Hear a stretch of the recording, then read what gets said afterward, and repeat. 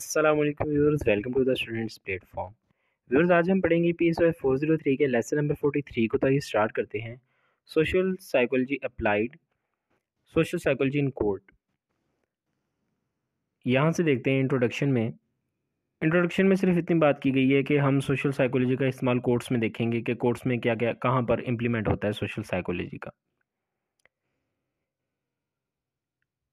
जो हमारा topic start हो रहा है यहाँ पे वो है आई witness testimony,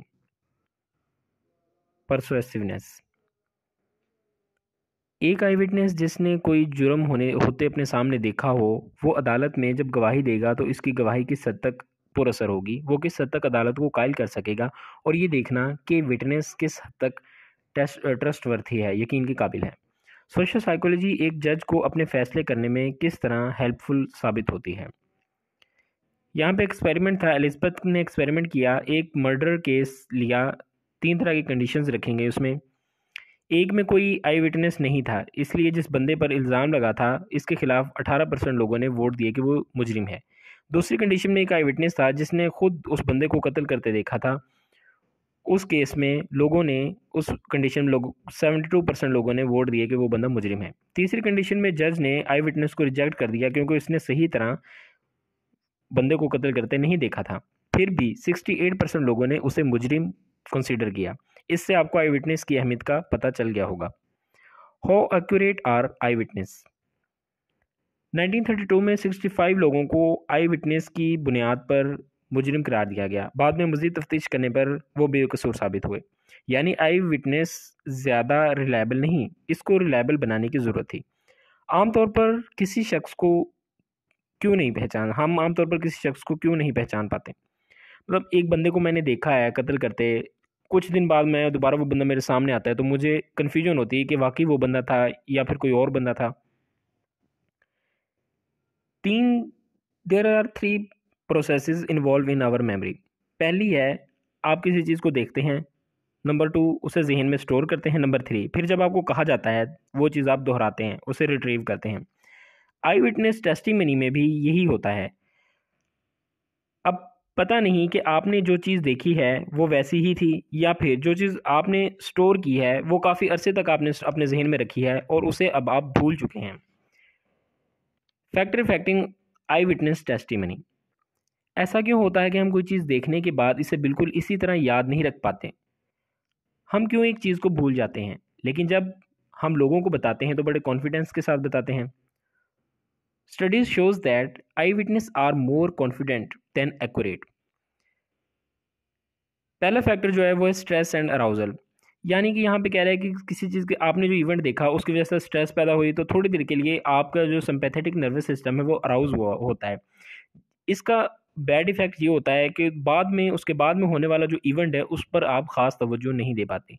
weapon factor effect जो है इसके अंदर कह रहा है कि क्योंकि एक बंदा जो कत्ल कर रहा है, फ़र्ज़ करें पिस्टल से कत्ल किया उसने, तो हमारा ध्यान जो है ज़्यादा पिस्टल पे जाएगा क्योंकि pistol is more threatening that person. इसलिए हम उस बंदे पर ज़्यादा फोकस नहीं कर पाते, वेपन की तरफ हमारा फोकस ज़्यादा होता है। ऑन रेस बाइस। लोग अपनी तरह के अपनी रेस के लोगों को आसानी से आइडेंटिफाई कर लेते हैं। जैसे हम कहते हैं कि चाइनीज़ हमें एक जैसे लगते हैं, जबकि वो डिफरेंट होते हैं, और ये पॉसिबिलिटी भी है चाइनीज़ को भी पाकिस्तानी जो हैं एक जैसे लगते हों। Retention interval.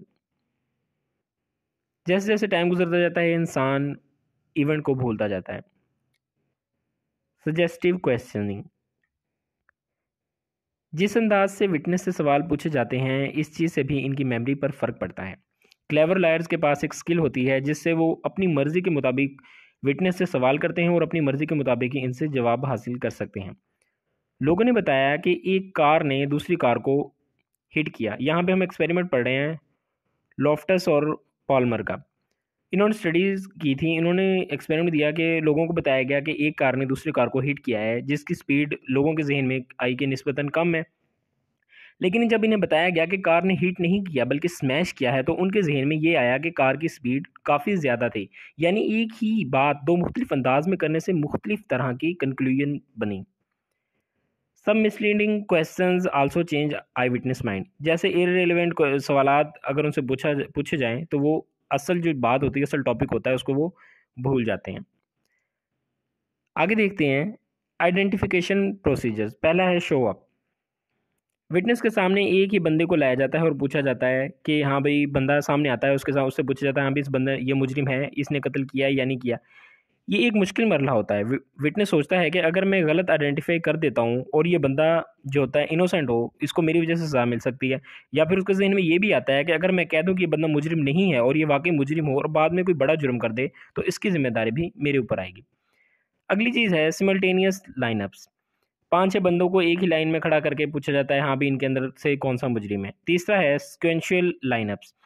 जब बंदे को एक एक करके दिखाया जाता है, ये चीज़ जो है ज़्यादा एक्यूरेट समझी जाती है। मतलब कि 10 बंदे, उनमें सबको बारी बारी सामने लाया जाता है विटनेस के, पूछा जाता है हाँ भाई ये एक मुजरिम है, नहीं दूसरा बंदा लाया जाता है, इसके बारे में पूछा था ये मुजरिम है।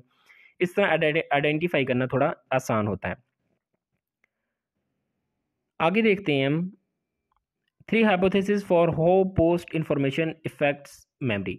पोस्ट इवेंट इन्फॉर्मेशन क्या है? एक ख़ास इवेंट एक्सीडेंट के बाद होने वाले दूसरे इवेंट भी स्पेसिफिक इवेंट की मेमोरी पर असर डालते हैं। मसलन एक बड़ा इवेंट देखा, एक एक्सीडेंट होता देखा, किसी ने कत्ल होते देखा अपने सामने, अगले दिन उसने इसी तरह का कोई और इवेंट देख लिया। अब जो उसने पहला इवेंट देखा था उसकी मेमोरी पर दूसरे इवेंट जो उसने देखा उसका अच्छा खासा असर होगा। हो सकता है उस इवेंट को वो भूल जाए, हो सकता है कि दूसरा देखा जाने वाला इवेंट पहली मेमोरी के अंदर मिक्सअप हो जाए। नई चीज़ें ज़िंदगी में होने की वजह से बंदा पुरानी चीज़ों को भूल जाता है, इसको कहते हैं ओवर राइटिंग। दूसरी चीज़ है फॉरगेटिंग, यानी कि इंसान का यह तकाजा है कि इंसान का जहन जो है चीज़ों को ज़्यादा देर तक याद नहीं रख पाता। सोर्स मॉनिटरिंग, किसी चीज़ की मेमोरी को याद करना तो आसान होता है, लेकिन इसके सोर्स को कि वो इन्फो कहाँ से आई थी, इसे जहन में लाना मुश्किल होता है। आगे है reducing error in I witness testimony. पहली चीज़ है ट्रेन पुलिस इंटरव्यूअर्स। रिसर्च के बाद पता चला कि पुलिस डिटेक्टिव्स आमतौर पर आई विटनेस से ओपन एंडेड सवाल पूछते हैं। मसलन आपने क्या देखा, और बीच में कोई सवाल पूछ लेते हैं, यानी इसकी बात कंप्लीट नहीं होती जिस और बीच में सवाल पूछ लिए जाते हैं, जिसकी वजह से इंटरप्शन आ जाती है। यहाँ पे कटलर और पेनरोड ने कहा था, एक प्रोसीजर उन्होंने दिया था। उन्होंने कहा कि पहले लोगों से कहा जाए कि अपनी मेमोरी को रिकंस्ट्रक्ट करें, अपने सारे वाक़े को अपने जहन में लाएं, इसे इमेजिन करें। इसके बाद बगैर किसी इंटरप्शन के बंदे को बोलने दें। इस दौरान कोई सवालात ना पूछें। जब विटनेस अपनी बात कंप्लीट कर ले, इसके बाद इससे सवालात पूछें। आगे है एजुकेट ज्यूरर्स। ज्यूरर्स भी बाज़-औक़ात आई विटनेस को इवेलुएट करने में गलती करते हैं, कंफ्यूज होते हैं। जब फैक्ट्स क्लियर हों और क्लूज़ मौजूद हों तो मसला नहीं आता। मसला तब आता है जब सिचुएशन मशकूक हो। ज्यूरर्स को विटनेस की बात सुनते हुए दरअसल बातों का ख्याल रखना चाहिए। पहली है क्वेश्चन वर्डिंग। ज्यूरर को इस चीज़ पर भी फोकस करने की ज़रूरत है कि जो क्वेश्चन की वर्डिंग है, जो उससे सवाल पूछा जा रहा है, वो उसकी वर्डिंग क्या है। वर्डिंग कहीं ऐसी तो नहीं जिसकी वजह से वो विटनेस मज़ीद कन्फ्यूज़ हो गया है। पोस्ट इवेंट इन्फॉर्मेशन, इस स्पेसिफिक इवेंट के बाद कौन कौन से मज़ीद इवेंट हुए हैं, इस चीज़ को भी आइडेंटिफाई करने की ज़रूरत है। इस चीज़ को जहन में रखते हुए वो इससे सवालात करें। एक्यूरेसी वर्सेस कॉन्फिडेंस, ऐसा ना हो कि एक विटनेस बहुत ज़्यादा कॉन्फिडेंट है तो इससे मुतासिर होकर जो जूरर है उसकी बात को दुरुस्त मान ले कि हाँ भाई ये तो बंदा बहुत ज़्यादा कॉन्फिडेंट है, तो हो सकता है ये सच ही बोल रहा हूँ। ऐसा पॉसिबल नहीं है, हो सकता है बंदा कॉन्फिडेंट तो हो लेकिन वो झूठ बोल रहा हो। एटीट्यूड एंड एक्सपेक्टेशंस, हो सकता है विटनेस के एटीट्यूड की वजह से इसकी मेमोरी और परसेप्शन भी में तब्दीली आ गई हो। Other influences on judgements, physical attractiveness, it is very misleading. हम आमतौर पर अट्रैक्टिव, इनोसेंट और बेबी फेसेस से ज़्यादा मुतासिर होते हैं, इनकी बात पर ज़्यादा जल्दी यकीन कर लेते हैं। माइकल एफ्रन ने एक्सपेरिमेंट किया था। स्टूडेंट्स को 2 पिक्स, एक अट्रैक्टिव और लेस अट्रैक्टिव बंदों की 2 पिक्स दिखाएंगी। इनसे पूछा गया कि इनमें से कौन सा बंदा ज़्यादा गिल्टी हो सकता है, तो ज़्यादा ने लेस अट्रैक्टिव पिक का ही कहा कि ये बंदा ज़्यादा गिल्टी हो सकता है। हमारा आखिरी टॉपिक है सिमिलरिटी टू द जूरर्स। दो विटनेस का एटीट्यूड, इसका अगर विटनेस का एटीट्यूड, रिलीजन, रेस, लैंग्वेज ज्यूरर से मिलती जुलती हैं तो ज़्यादा पॉसिबिलिटी है कि वो इनकी बात पर यकीन करें। व्यूअर्स, ये था आपका PSY 403 का लेसन 43। मैं उम्मीद करता हूँ कि आपको समझ आ गई होगी। जल्दी मिलते हैं अपने नेक्स्ट लेसन में। टिल देन टेक केयर, अल्लाह हाफिज़।